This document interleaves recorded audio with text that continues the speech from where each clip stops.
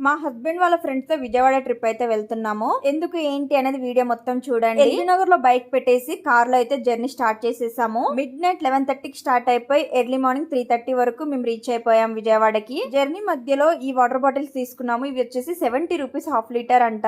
Night 3:30కి చేరుకున్న తర్వాత పడుకొని మార్నింగ్ 8 o'clock అయితే లేసాము. ఇక ఫ్రెష్ అప్ అయి ఇప్పుడు మేము వెళ్తున్నాము పెళ్లి కొడుకు వాళ్ళ ఇంటికి. మేము వచ్చింది పెళ్లికి, కానీ పెళ్లి అయిపోయింది. నెక్స్ట్ డే వ్రతం ఉండే, అలాగే రిసెప్షన్ కూడా ఉండే. ఇప్పుడైతే మేము వ్రతానికి అటెండ్ అయ్యాము. మార్నింగ్ మాకు బ్రేక్ఫాస్ట్ కూడా వాళ్ళే అరేంజ్ చేశారు. ఇడ్లీ, దోశ, పెసరట్టు అన్ని కూడా. అలాగే లంచ్ వచ్చేసి చాలా ఐటమ్స్ అయితే పెట్టేసినారు. బ్రాహ్మణ్స్ పెళ్లికి వెళ్ళాను, సో మొత్తం కూడా వెజ్ ఐటమ్సే. ఫుడ్ అయితే కిర్రాకుండే. దాని తర్వాత ఈవినింగ్ అయితే మేము కనకదుర్గ టెంపుల్ కి అయితే వెళ్ళాము. టెంపుల్ అయితే నాకు చాలా నచ్చింది. ఫస్ట్ టైం వెళ్ళాను. ఇక్కడ బయట మా హస్బెండ్ చూడండి షాపింగ్ ఎలా చేస్తున్నారో. అక్కడ ఉన్న రింగ్స్ అన్ని కూడా అన్ని ఫింగర్స్ కి పెట్టేసుకొని పెద్ద బిల్డప్ ఇస్తున్నాడు ఇక్కడ.